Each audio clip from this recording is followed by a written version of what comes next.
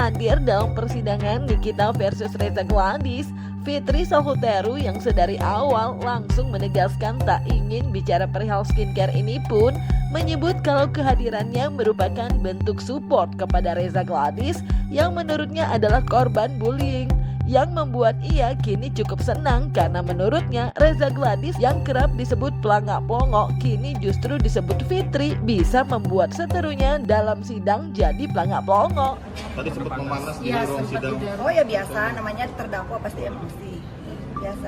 Tapi Reza Gladys terpancing emosi nggak? Tidak. Reza Gladys sekalian semua masyarakat Indonesia ya melihat bagaimana si pelangak pelongo itu bisa membungkam orang yang selalu membulinya bahwa dia adalah pelangak pelongo. Yang terpelangak pelongo sekarang adalah terdakwa menurut saya. Sementara itu, Besti, ramainya perihal dugaan aksi Nikita yang memberi jari tengah kepada Fitri yang diduga karena menyorotnya dalam HP-nya dibantah sama Fitri. Menurutnya hal itu hanya kebetulan aja, Cenah. This is for you. Yeah, this is for you. Look at.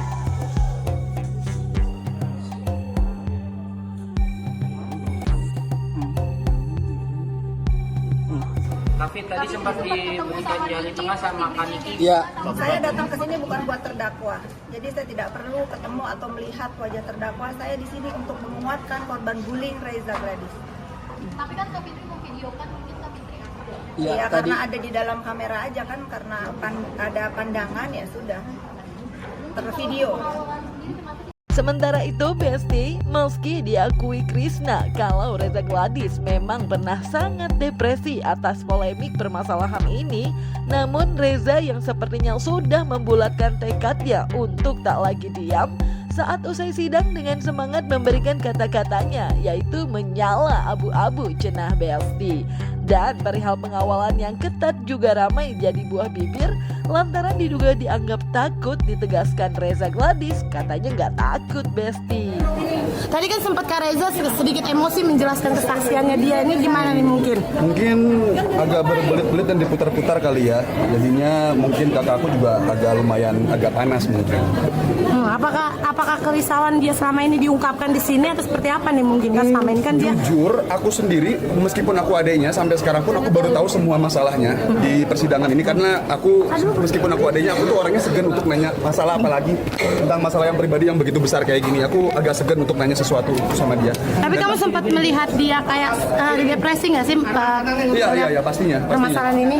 Pastinya depresi banget ya sampai sedih terus. Aku bisa lewat gimana? Kak Rezanya sempat stres nggak sih? Lumayan. Tapi tadi akhirnya dia meluapkan semua. Alhamdulillah akhirnya kayaknya lumayan puas ya. Aku lihatnya juga lumayan alhamdulillah puas lihat. Tadi dokter Reza bilang katanya lega. Bukan yang ini. Chris, tadi dokter Reza mengatakan katanya sempat lega setelah menjalani Oh ya? sidang ini. Oh ya, alhamdulillah kalau gitu. Alhamdulillah kalau gitu. Tapi kamu yakin? Ya. Kamu yakin nggak untuk sidang ini Dokter Reza ini bisa kan udah memenangkan? ditangani sama yang berwajib. Kita berserahkan saja semua sama yang berwajib. Mau benar atau salah biar yang berwajib yang bicara dan menilai semuanya. Benar dok, karena begitu banyak tekanan dan pemberitaan di luar sana. Karena saya banyak tekanan. Kata-kata hari ini dong. Oke. Dokter satu lagi dok. Dokter. Nyala abu-abu. Dokter banyak publik menilai bahwa sidang hari ini ketika kamu hadir dengan banyak pengawalan seperti ini, mungkin seperti apa tanggapan kamu? Apakah ini bentuk ketakutan kamu untuk melawan Nikita atau seperti apa? Kalau saya mau, saya nggak akan datang. Karena banyak yang menilai bahwa pengawalan ini terlalu lebay. Tanggapan kamu seperti apa dokter? Kita itu orang baik. Semua orang baik. Baik-baik. Awas tangga. Hey.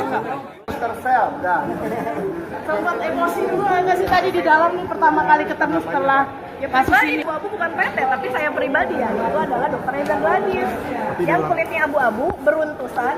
Ada beruntusan nggak mas? Nah, berarti kata-kata yang lain juga salah ya? Sementara itu Besti, tak jauh berbeda dengan Nikita yang tetap dengan senyumnya saat usai sidang pun menegaskan kalau tidak ada pemerasan, hanya soal abu-abu dan begeng. Gak cuma itu aja, Nikita bahkan sempat menyinggung perihal briefing yang kurang bagus, lantaran menurutnya isi BAP dan kesaksian seterunya diduga berbeda saat persidangan.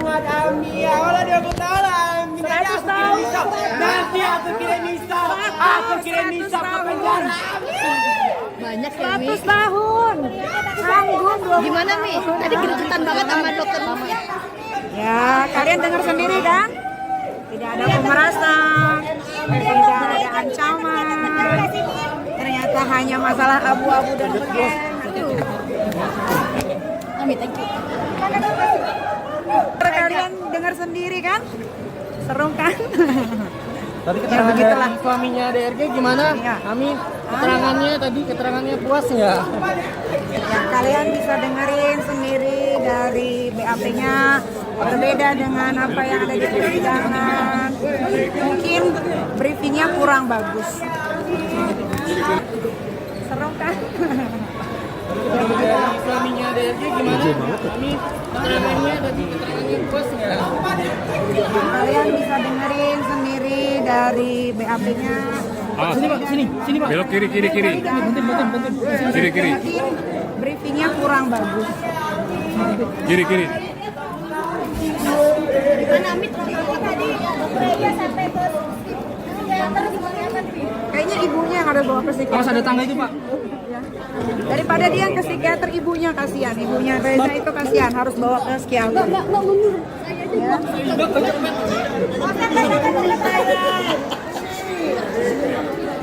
Saya itu ya. Iya, saya juga kepikiran. Saya pengen juga apa ya? Tahan emosi, saudara.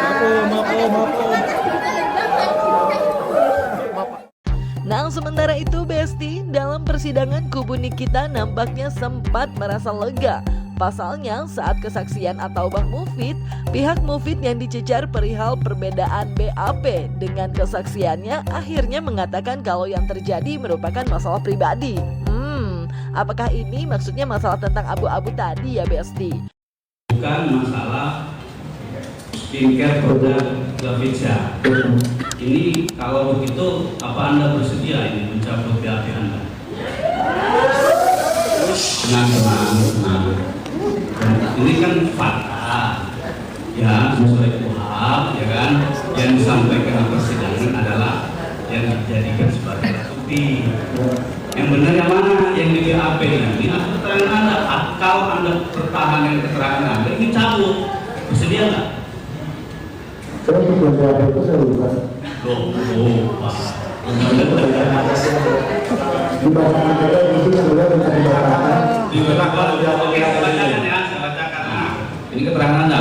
Pada bulan Oktober 2024, saya mengetahui bahwa istri saya yang bernama Saudari Reza Lilis Pretianisari diberitakan negatif oleh akun TikTok atas nama Niki Huruhara dengan tautan https://www.tiktok.com/Niki-Huruhara yang diketahui milik Saudari Nikita Mirzani atas dan nama terdetektif dengan tautan https://www.tiktok yang diketahui milik Dr. Amira yang menyebutkan bahwa produk dari skincare Saudari Reza Lilis Pretianisari merupakan produk overclaim serta menyebutkan bahwa produk tersebut merupakan produk penipuan.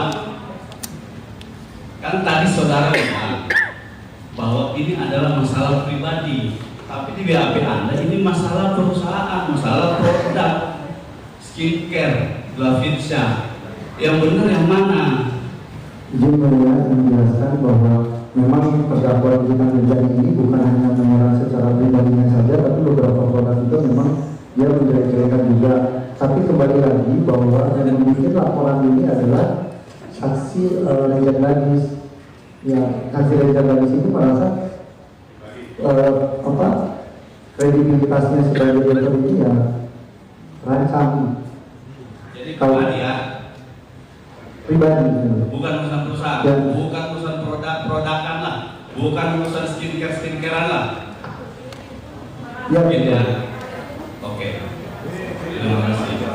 Dan biar nanti kita simpulkan. Cukup ya, kalian. Diduga tak hanya perihal masalah pribadi, bukan produk atau perusahaan, atau Bah Mufid yang berhadapan dengan Nikita Mirzani pun menyatakan kalau perihal percakapan Dr. Oki dan istrinya Reza Gladys yang membahas soal menyumpal mulut Nikita dengan uang pun disebut Mufid tidak ia ketahui secara langsung, tapi hanya mendengar cerita aja Besti. Dan Nikita yang juga membahas perihal rekaman suara perihal nominal uang yang menurut Nikita Mail dipus untuk menyebutkannya berkali-kali, namun hal itu ditolak oleh Atobah Mufid lantaran menurutnya hanya sekali, tidak dipus berkali-kali. Dan Nikita yang memastikan benarkah hanya sekali, Mufid pun yang merasa kejadian tersebut sudah lama mengatakan lupa, hingga sempat membuat perdebatan kecil di ruang sidang dengan Nikita Mirzani. Tadi kan saksi bilang berkali-kali katanya Dr. Oki bilang sudah tutup saja uangnya, mulutnya pakai uang. Saya baca di BAP yang di transkrip semua tuh menurut saya tadi katanya. Di transkrip ini saya tidak menemukan yang Anda dan istri Anda bilang dari tadi. Itu kira-kira Anda tuh ngomongin ke siapa? Apa buktinya? Sebelum menjelaskan yang mulia tadi terkait yang Oki bilang tutup mulutnya, Dr. Oki bilang, saksi Oki bilang tutup mulutnya pakai uang 4M. Itu saya tidak ada di tidak ada, bukan saya tidak bersama dengan saksi Reza Gladys. Jadi dia tidak tahu, yang tahu itu ada saksi Saiki. Yang tutup mulut 4M itu adalah percakapan Mail dengan saksi Reza Gladys. Saksi Reza Gladys pada tanggal 14 November. Ya, kalau begitu Anda jangan jelaskan karena kan itu Anda tidak tahu kebenarannya. Tutup mulut itu yang Anda bilang, katanya Dr. Oki bilang sumpah aja mulutnya kita pakai uang. Anda tidak tahu kan? Tidak tahu, tapi kan saksi Reza cerita ke saya. Tadi itu bisa cerita tadi saksi Reza yang cerita. Saksi di transkrip ini saya baca berulang-ulang selama 1 minggu tidak ada bahasa itu, tidak ada bahasa itu. Ya, itu satu pertanyaan saya yang selanjutnya. Anda bilang katanya Mail itu meminta uang 5 miliar. Dari rekaman yang mulia izin, dari rekaman yang sudah beredar yang memang direkam oleh saksi sendiri dan mungkin disebarkan sendiri, saya tidak tahu. Ya di situ jelas sekali di rekaman itu dan mungkin yang di sini juga sudah mendengar. Di situ Reza Gladys mempush Mail untuk berkali-kali sebutkan saja Mail angkanya, sebutkan aduh saya tidak enak. Itu maksudnya gimana ya? Kok Mail sahabat saya dipush begitu untuk yang boleh saya menjawab di sini yang saya tahu sudah berkali-kali cuma bilang aduh saya nggak enak ini nyebutnya ya gimana, oh nggak apa-apa ya pikir mungkin masuk akal gitu, ternyata kan besar juga gitu. Berapa kali yang Anda ingat? Yang Anda ingat berapa kali? Saya lupa cuma waktu itu bilang bahwa aduh saya nggak enak ya bilangnya, boleh nih bilang, boleh nih bilang.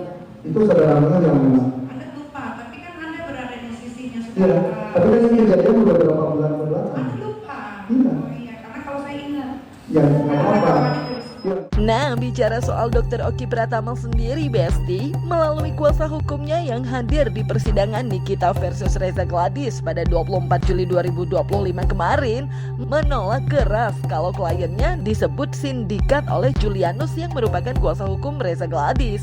Dan Agustinus Nahak yang menyebut Nikita belum tentu bersalah ini pun menegaskan kalau ia pun menuntut permintaan maaf dari Julianus, kuasa hukum Reza Gladys, yang menurut Sunan Kalijaga pun tak berhak menyebut Dr. Oki sindikat lantaran tidak adanya bukti, serta menggarisbawahi perihal pertanyaan kenapa Reza Gladys harus memberikan uang senilai 4 miliar kepada Nikita Mirzani. Saya dari awal saya sampaikan bahwa Nikita itu bisa bebas kalau keterangan dia sebagai saksi tidak sejalan dengan alat bukti, tidak sejalan dengan saksi-saksi yang lain. Karena kalau bicara tentang pidana, bicara tentang alat bukti. Alat bukti ada 5, keterangan saksi, petunjuk, surat, kita juga ada keterangan dari para terdakwa, keterangan ahli. Nah kalau itu tidak simetris, memang Nikita menjadi wajar untuk dibebaskan. Ini Nikita belum bersalah loh. Posisi dia itu masih terdakwa, tapi belum dinyatakan bersalah sebelum ada putusan pengadilan yang ingkrah. Karena kalau ada putusan pengadilan Nikita bersalah, udah pasti ada upaya hukum banding dan seterusnya. Nah saya di sini tadi Bang Suno sudah sampaikan bahwa ada seorang advokat rekan kita berperilaku, berstatement seolah-olah dia lebih dari polisi, menyuruh polisi untuk tersangkakan orang. Kita advokat itu harus berbicara berdasarkan undang advokat. Kalau advokat itu adalah memberikan nasihat hukum yang baik dan benar kepada klien, bukan memerintah, mengintervensi aparat penegak hukum yang lain seperti pihak kepolisian. Yang kedua lagi, sudah menebarkan fitnah. Dugaan kami adalah memberikan keterangan bohong kepada publik bahwa klien kami ini adalah seorang sindikat. Kata sindikat itu adalah kejahatan besar.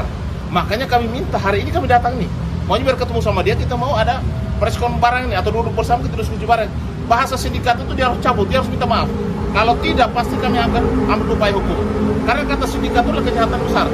Pernah nggak klien kami si Dr. Oki dilaporkan atau jadi tersangka atau jadi terdakwa? Dia kan belum pernah. Lalu kata sindikat itu berasal dari mana? Makanya sebenarnya kami datang minta klarifikasi yang bersangkutan. Kalau memang kata itu tidak ada dan dia salah ucap, sebagai advokat lebih baik gentleman. Dia minta maaf. Kalau enggak, kalau dia tidak datang ke kantor kami yang datang ke kantornya dia. Supaya kami mau konfirmasi kepada yang bersangkutan, kenapa dia bicara tentang sindikat kepada klien kami Dr. Oki. Dia harus bertanggungjawabkan itu. Ya. Bang, tadi Reja Gledi juga pada saat memberikan kesaksian dia menyebut Dr. Oki ini orang pertama yang memberikan nomor mail dan akhirnya berujung dugaan ya. pemerasan. Sekarang pertanyaan saya ya, memberikan emang klien saya ujuk-ujuk memberikan gitu kepada DRG kan tentunya atas permintaan ya, atas permintaan. Jadi ya kita sama-sama tahu lah si korban mengaku diperas, tapi kok si korban yang intens istilahnya minta nomor telepon dari klien kami. Untuk apa?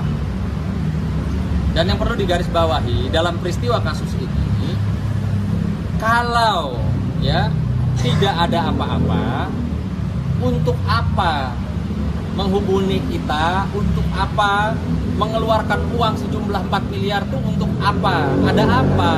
4 miliar duit yang sangat besar loh, ya. Bukan uang yang untuk berkenalan atau uang untuk apa? Ini ada apa? 4 miliar itu duit besar loh. Ya, orang mau menyerahkan 4 miliar kepada seseorang, ada apa? Ada ketakutan apa?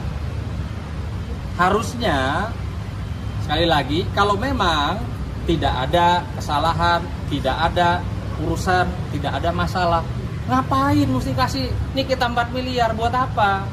Emang Nikita tuh siapa? Harus dikasih 4 miliar?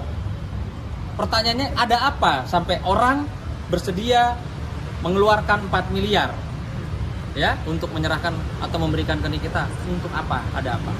Sementara itu Besti, Nikita Mirzani yang ditemui awak media mengaku lucu melihat kesaksian dari RG dan AM yang menurut Nikita adanya dugaan briefing yang sama. Dan di kesempatan itu pun Nikita yang terlihat lebih sumringah menyampaikan kalau dalam sidang yang baru saja digelar tidak ada pemerasan melainkan masalah pribadi di mana Nikita menyebut abu-abu dan begeng. Ya begitulah. Suaminya DRG gimana? Kami keterangannya puas nggak? Ya, kalian bisa dengerin sendiri dari BAP-nya, berbeda dengan apa yang ada di persidangan. Mungkin briefingnya kurang bagus.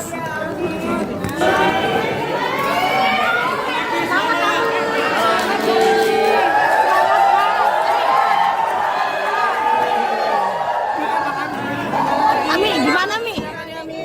Sholat dulu ya. Semangat Ami, awalnya dia bertahan. 100 tahun. Nanti aku kirim misa ke penjara. Banyak ya Mi. 100 tahun.